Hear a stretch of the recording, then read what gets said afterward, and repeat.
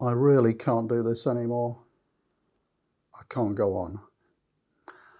That's often, I think, how people feel on their first couple of days, particularly on their first Camino.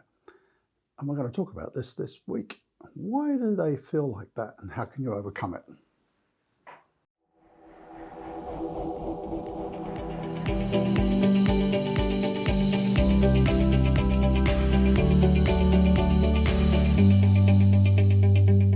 So I certainly have felt that emotion a few times on my first Camino and probably on subsequent ones.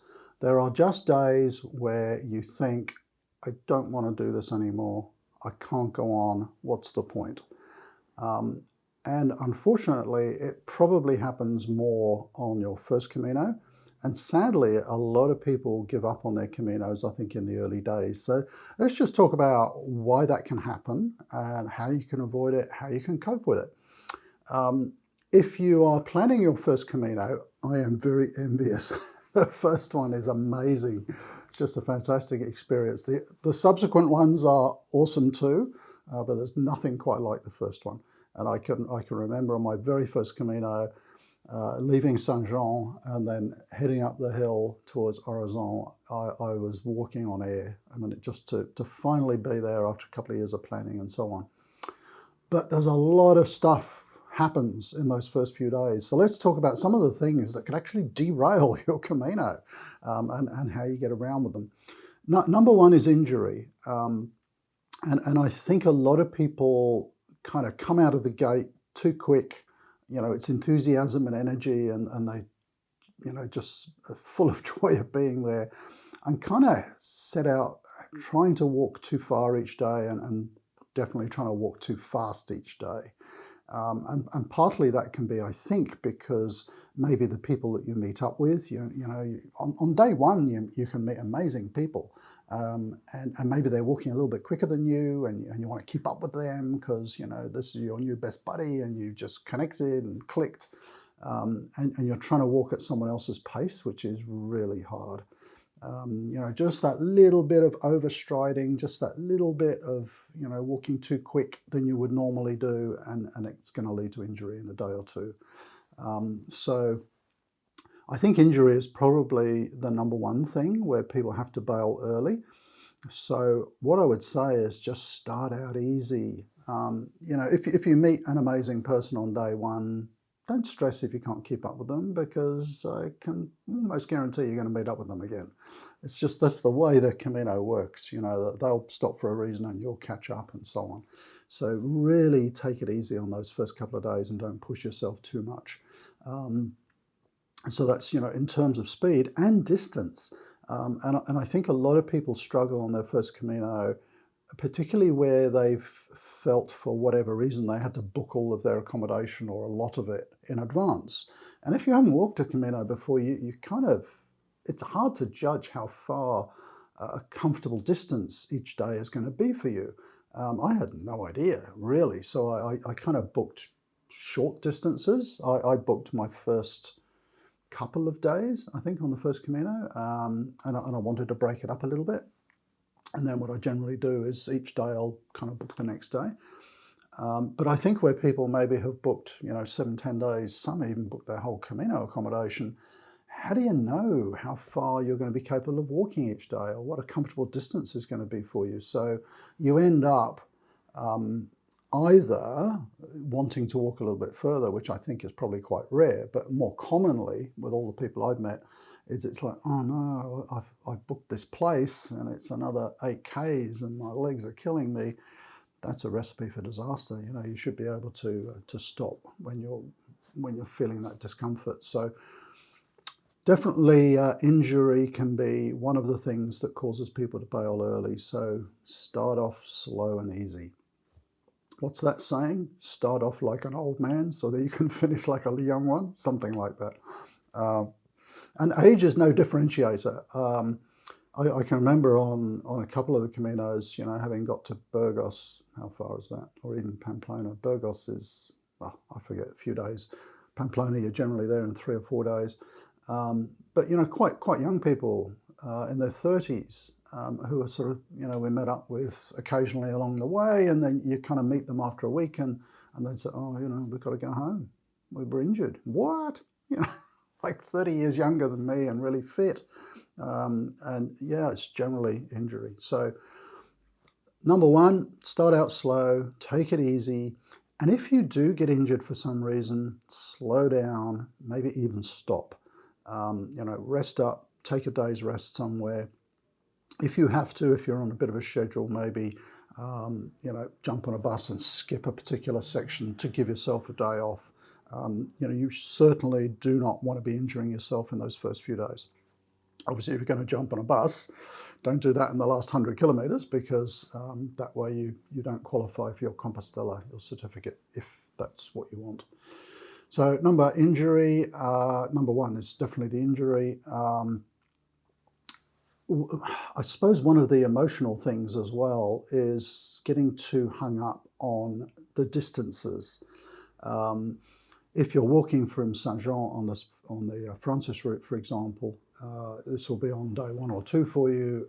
You're going to come down off the Pyrenees into Roncesvalles, and there's a very famous sign there just as you're leaving Roncesvalles. It says, Santiago 790 kilometres. Everyone has their picture taken there. The first time I saw that, I kind of went, oh, you're kidding. That just seems like an impossible distance. And even if you break that down, maybe on a particular day, you're walking 20 Ks, 25, 30, 35, whatever it is, that can seem a heck of a long distance, if you're new to Caminos, and particularly if it's your first Camino. I would say the trick that I use is to break it down. So on my first Camino and every subsequent Camino, I do not think about how far I've got to go, because it's just too overwhelming. You think, oh, how can I possibly walk 790 Ks? If you break it down in little bits, you can. It's not that difficult.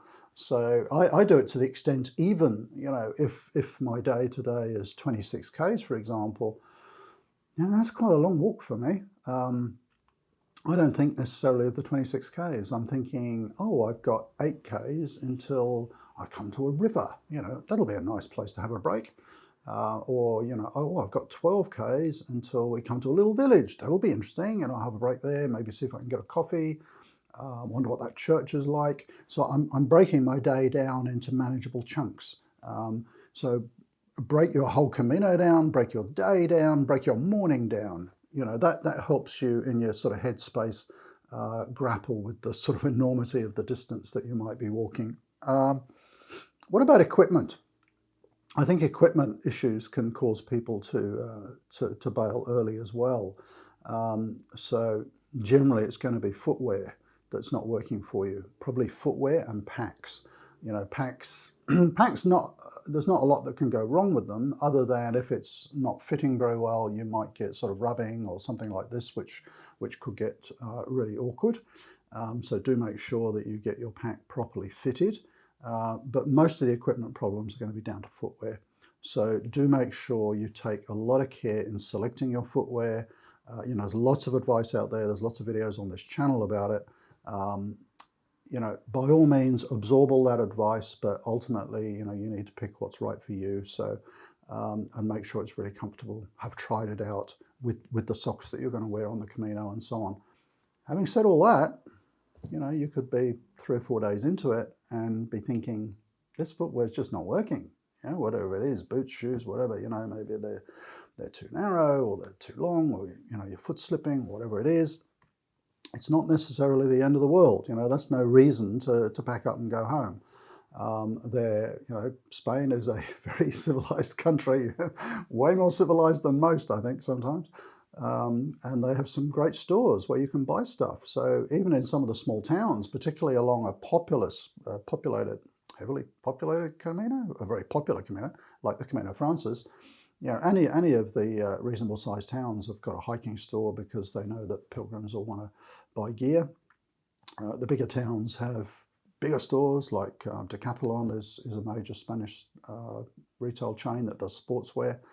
So you could change your footwear. and try something different. So I know lots of people, for example, who got very bad blisters. They decided to swap to sandals, and that helped them. Or people maybe didn't kind of get footwear that was big enough, recognizing that your feet do swell, and so they've swapped, to a bigger size or something like that.